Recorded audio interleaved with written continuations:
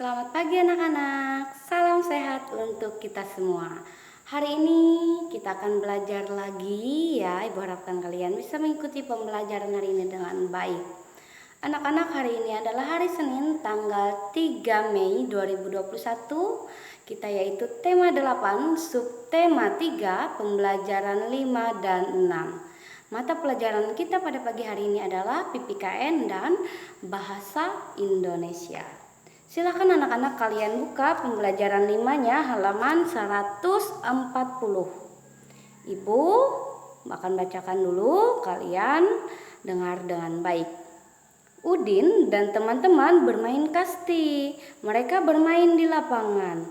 Jalan menuju lapangan melewati jalan raya. Jika berjalan di jalan raya harus mematuhi aturan. Nah, di sini kalau kita berjalan di jalan raya maka kita harus mematuhi aturan. Nah, di sini ada 4 gambar gambarnya yaitu tentang mematuhi aturan ya pada saat berjalan di jalan raya. Nah, apa saja aturan berjalan di jalan raya yang kamu ketahui? Ya. Nah, di sini Ibu sudah menuliskan aturan yang harus dipatuhi ketika kita berjalan di jalan raya. Yang pertama, silakan kalian lihat di papan tulis aturan berjalan di jalan raya yang harus dipatuhi, yaitu bisa kalian lihat gambar nomor 1. Gambar nomor 1 ini yaitu tentang berjalan di trotoar. Mereka tidak berjalan di tengah jalan, tetapi mereka ini berjalan di trotoar ataupun pinggir jalan ya. Itu adalah aturannya, harus dipatuhi. Kita tidak boleh berjalan di tengah jalan karena banyak kendaraan yang lewat. Jadi kita harus berjalannya di pinggir jalan. Kalau ada trotoar lebih baik kita berjalan di trotoar. Ini sudah Ibu tuliskan. Yang kedua, bisa kalian lihat gambar yang kedua di sini.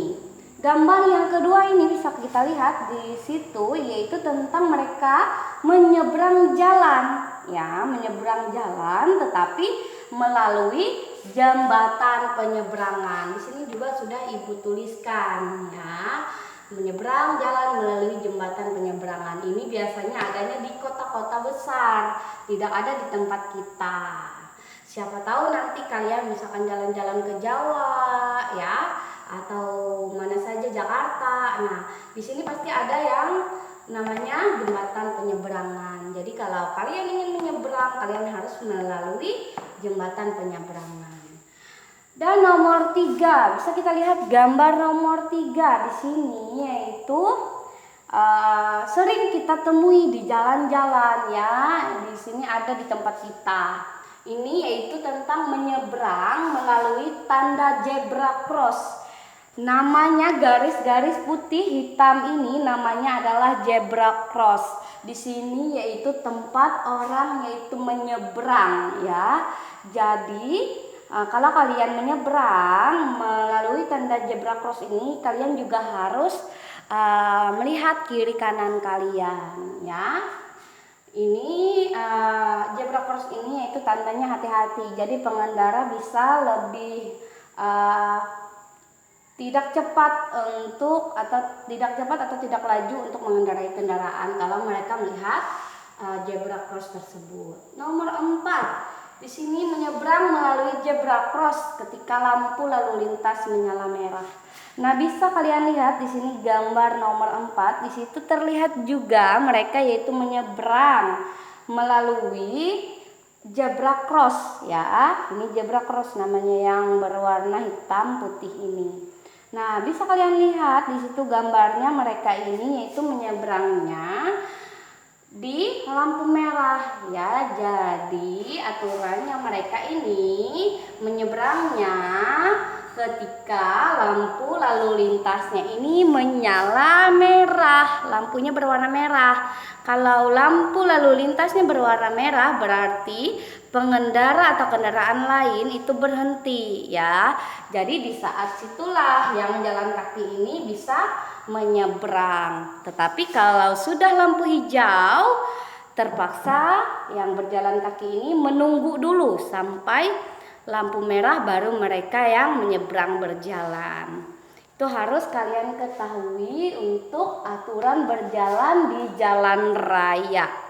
Ya, karena keselamatan itu yang utama. Di halaman 141 ini juga yaitu ada pertanyaan-pertanyaan ya. Ada 6 pertanyaan di sini. Apa saja aturan yang harus kita patuhi ketika berjalan di jalan raya?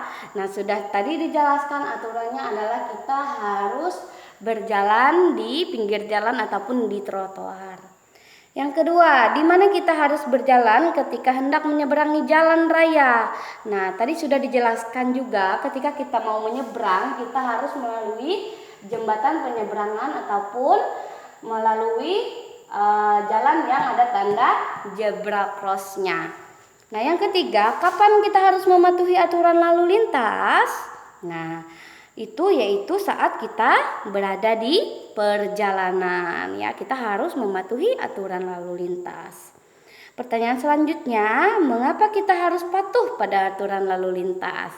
Kita harus patuh pada aturan lalu lintas karena supaya kita ini selamat di perjalanan dan tidak terjadi kecelakaan. Pertanyaan selanjutnya, siapa orang yang bertanggung jawab mengatur lalu lintas? Nah, yang bertanggung jawab mengatur lalu lintas ini biasanya yaitu Pak Polisi ya. Yang terakhir, bagaimana pendapatmu jika ada orang yang melanggar lalu lintas? Nah, sebaiknya kita ini jangan meniru perlakuan orang tersebut ya. Kita jangan tiru karena di situ tidak baik atau tidak benar yang mereka lakukan. Nah, itu tadi adalah penjelasan Ibu yaitu untuk mata pelajaran PPKN. Nah, kalian lihat di halaman 142 di sini ada mata pelajaran bahasa Indonesia. Nah, 6 pertanyaan yang sudah Ibu bacakan tadi yaitu itu adalah kalimat tanya. Dia adalah merupakan kalimat tanya. Ya. Nah, di akhir kalimat yang Ibu bacakan tadi juga menggunakan tanda tanya ya. Dan yang Ibu bacakan tadi yaitu yang menggunakan kata tanya apa, mengapa, di mana, kapan, siapa, dan bagaimana. Ibu rasa kalian sudah mengetahui bagaimana aturan penulisan kalimat tanya ya. Ingat kalau di akhir kalimat harus menggunakan tanda tanya.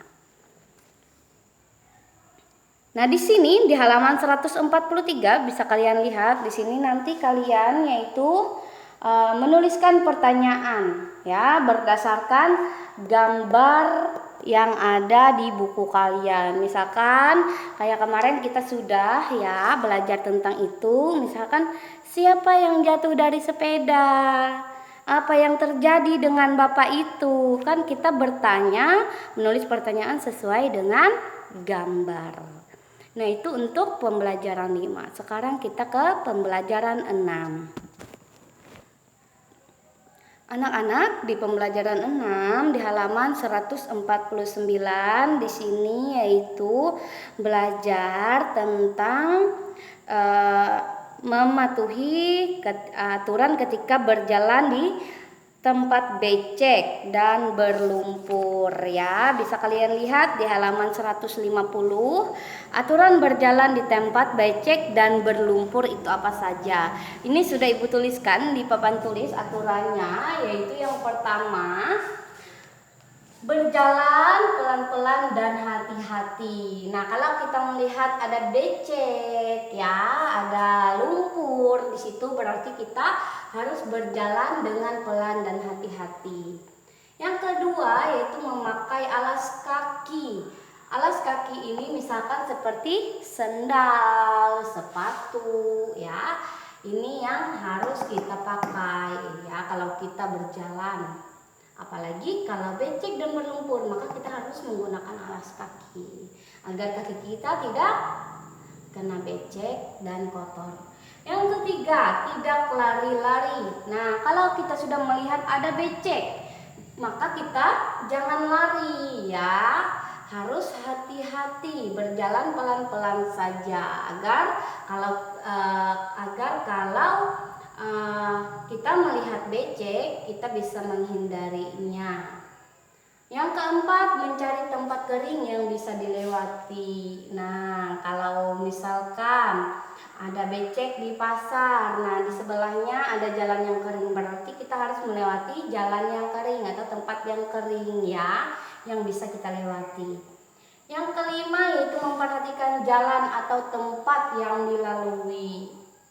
Kita harus perhatikan jalan dan tempatnya ya. Kita juga harus bisa menghindar dari jalan yang becek. Ini tadi adalah aturan berjalan di tempat becek dan berlumpur. Nah, di situ juga di pembelajaran 6 yaitu dijelaskan yaitu tentang kalimat tanya ya. Itu sudah Ibu jelaskan juga di pembelajaran 5. Kiranya itu saja pembelajaran hari ini. Selamat pagi, terima kasih.